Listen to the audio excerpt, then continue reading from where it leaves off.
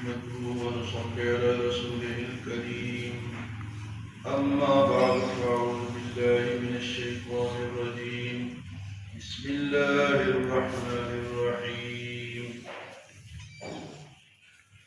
وأخرى تحبونها نصر من الله وفتح قريب وبشر المؤمنين يا أيها الذين آمنوا كونوا أنصار الله كما قال عيسى ابن مريم للحواريين من أنصاري إلى الله قال الحواريون نحن أنصار الله فآمنت طائفة من بني إسرائيل وكفرت طائفة فأيدنا الذين آمنوا على عدوهم فأصبحوا ظاهرين.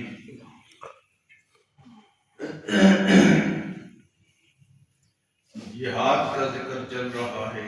اللہ پاک نے فرمایا کہ تمہیں میں ایسی تجارت بتاؤں جس میں کامیابی ہی کامیابی. اور تجارت کیا ہے؟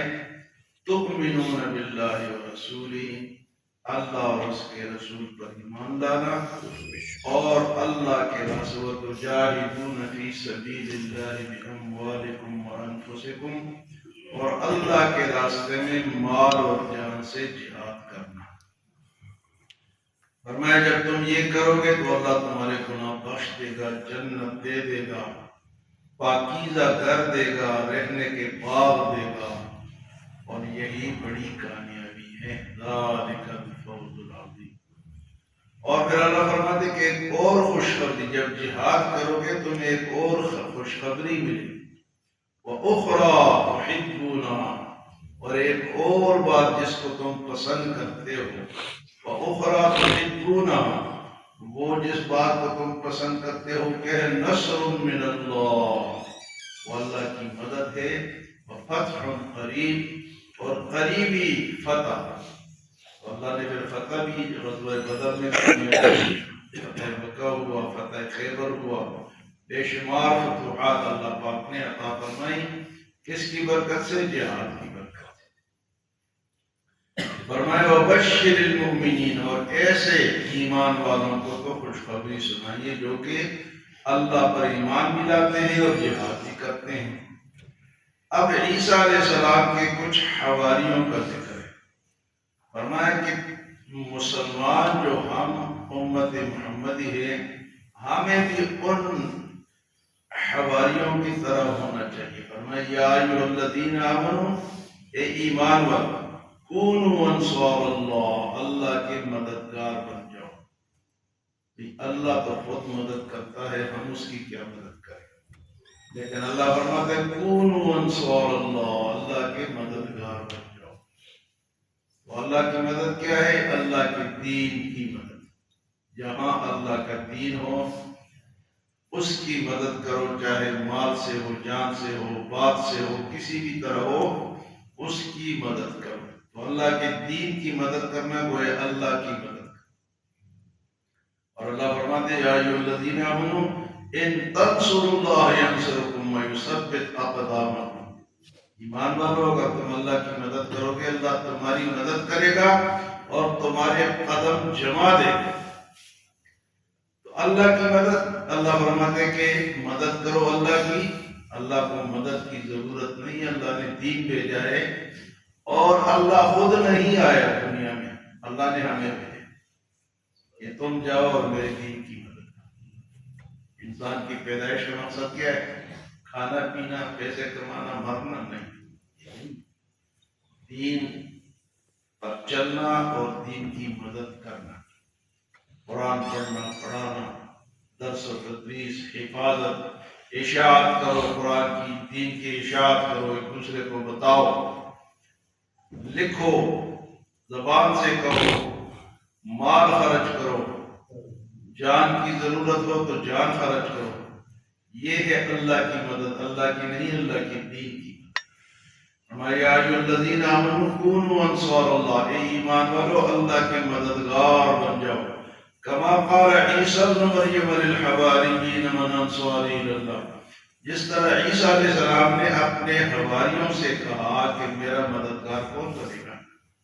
عیسیٰ علیہ السلام کے خلاف جب یہودیوں نے اور باقی لوگوں نے طوفانی بدتمیزی مچایا کہ بغیر باپ کے کس طرح پیغمبر ہے، تو آپ نے جو نیک لوگ تھے جو آپ پر ایمان لائے تھے ان سے آپ نے کہا بھائی کون ہے جو میرا مددگار بنے گا، دین کے لیے میرے ساتھ تعاون کون کرے گا۔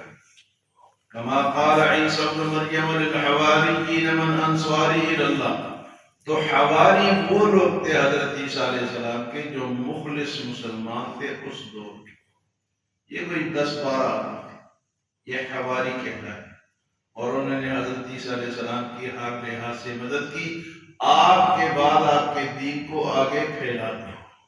حضرت عیسیٰ علیہ السلام ایسے پیغمبر ہے جو بغیر باپ کے پیدا ہوئے اور ابھی بھی زندہ ہے۔ کہاں پر ہے؟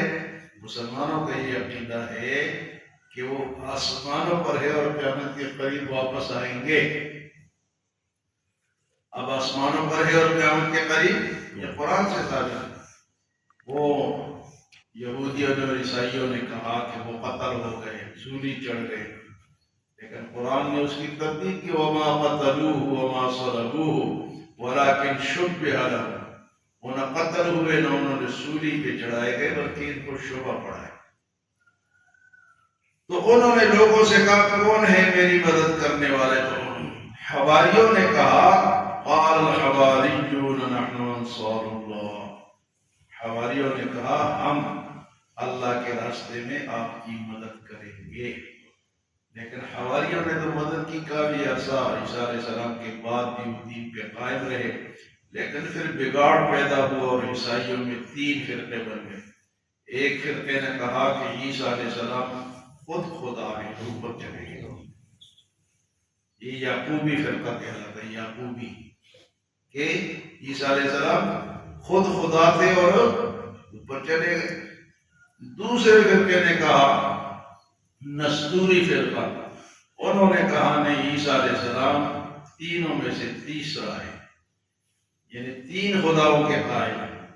عیسیٰ علیہ السلام اللہ، اور چونکہ عیسیٰ علیہ السلام کو وہ اللہ کا بیٹا مانتے تھے تو اللہ بھی خدا، عیسیٰ علیہ السلام بھی خدا، اور جبرائیل علیہ السلام بھی خدا۔ ایک یہ فرقہ ہے عیسائیوں میں، اس کو نستوری کہتے ہیں، یہ تثلیث کے قائل ہے۔ تثلیث کہتے ہیں 3، تو کہتے ہیں خدا 3 میں سے تیسرا ہے۔ ایک خدا نہیں مانتے، کتنے مانتے؟ 3، یہ بھی خدا ہے، یہ بھی خدا ہے، یہ بھی۔ عیسائیوں کا یہ ہے، ایک فرقے کا یہ ہے، ایک یعقوبی فرقہ جو ہے وہ کہتے ہیں عیسیٰ علیہ السلام خود ہی خدا، اور تیسرا ان میں صحیح مسلمان بھی تھے جو حواری کہتے ہیں، انہوں نے کہا نہیں، عیسیٰ علیہ السلام اللہ کے بندے ہیں اور اس کے رسول ہیں، جو سچ ہے۔ ہمارا بھی یہی ہے کہ وہ اللہ کے بندے تھے اور اللہ کے رسول تھے، نہ خدا تھے، نہ خدا کے بیٹے تھے، نہ جبرائیل علیہ السلام تھے۔